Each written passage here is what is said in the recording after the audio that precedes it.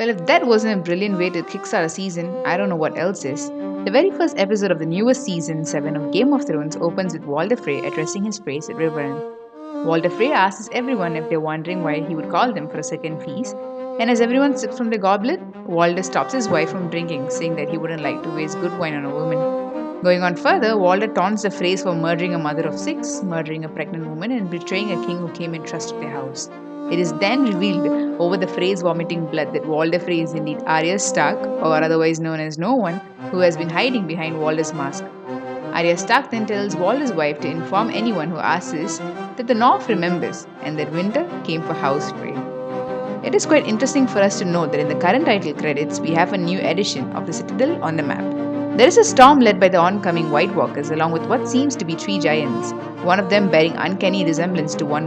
However, it must be noted that One fell in the Battle of the Bastards and he had been shot in his eye, that too his right eye, whereas the current giant actually has his left eye. So there is a difference.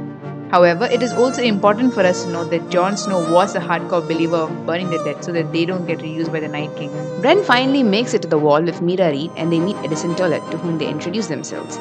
Mira Reed does all the talking and Bran is busy setting three-eyed raven vibes and goes on to creepily tell Edison of his encounters with the Night King's army and the battles he has seen. Well, I guess one of the main features of being a greenseer is making sure you share your visions.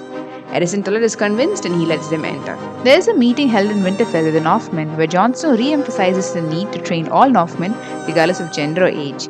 But Lord Glover says that he doesn't want his granddaughter to wield a sword. And to this, Lyanna Mormont states that she will not be standing aside whilst a war takes place.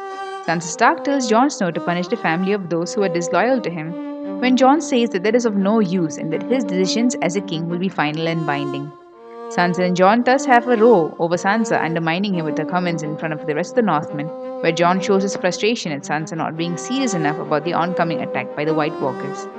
Jon receives a raven from Cersei asking him to travel to King's Landing and bend the knee, or suffer the same fate as other traitors. Sansa warns Jon to take Cersei seriously, as she is the one who is known to take proper revenge upon those she regards as enemies. At King's Landing, Cersei and Jaime discuss their prospects for the war while a map is being painted at the red. Cersei states the Tyrells and the Martells will not associate themselves with the barbarian side of the Targaryens. However, Jaime reiterates that they have no allies, which makes them the losing side at the moment. Cersei says that she has plans for that, and we see Euron Greyjoy's fleet approaching King's Landing with Jaime and Cersei watching on. Euron is seen in the Red Keep bringing forth his proposal of 1,000 ships with the best sailors in the world and claims that he enjoys killing people.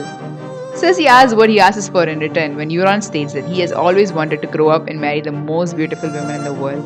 Cersei rejects his proposal, however, and says that Euron cannot be trusted since he has shown that he will change sides and murder those who were supposed to be his allies the moment he had his chance. Euron says that he understands women will be convinced only with a gift and promises to return to King's Landing with that gift. Samwell starts his work in Citadel and he mainly just takes care of clearing the feces of patients and serving them food. Pretty much routine work that bores and disgusts him to no end. Samuel then realizes that he has not been fulfilling his purpose in coming to Citadel and starts reading up on dragon glass, which will destroy the White Walkers. He realizes that Dragonstone has an entire mountain of dragon glass beneath it. And what or who else does Samuel find? Our much awaited Ser Jorah. Though we don't get a glimpse of his face, we see Jorah's heavily grey-scaled hands carrying Sam, and he asks us if there's any information about the arrival of the Mother of Dragons. Sam says no and shuttles off, meaning that it might be some time until we see more of Jorah.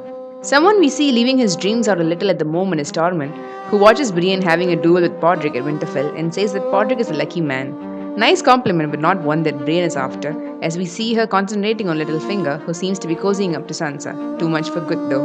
Sansa, however, has a way with her words and quickly dismisses Peter's advances. She tells Brienne that Peter's help was crucial in bringing in the Knights of the Vale, and that was what secured their win in the Battle of the Bastards. Arya Stark travels towards home and meets a group of Lannister soldiers who teach her some reality. The Lannister soldiers can sing, they can be merry, and most of all, they can share. They show no hesitance towards sharing their newly cooked meal and freshly made wine. Unlike her previous encounters with various bunches of soldiers, this is by far her most positive encounter, and she plays along well.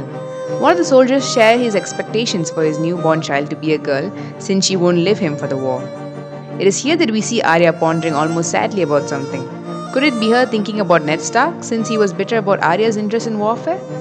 Arya tells the soldiers that she is on her way to kill Cersei the Queen, much to their amusement. Clegane the Hound is traveling with the Brotherhood without banners, side by side with Taurus and Beric. They approach a farmer's house and Clegane recognizes it to be the house which he approached with Arya back in season 4.